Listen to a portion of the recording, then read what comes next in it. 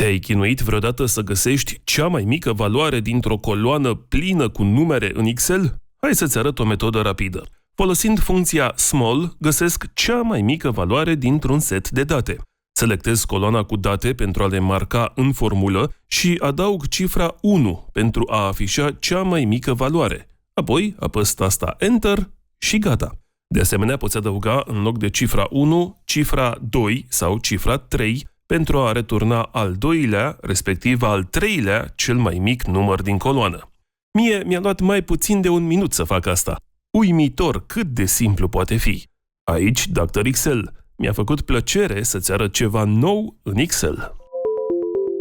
M-am aliat cu Centrul de Instruire IT Learning. Înscrie-te pe itlearning.ro la un curs de Excel cu instructor și primești gratuit cele 1200 de lecții video filmate de mine.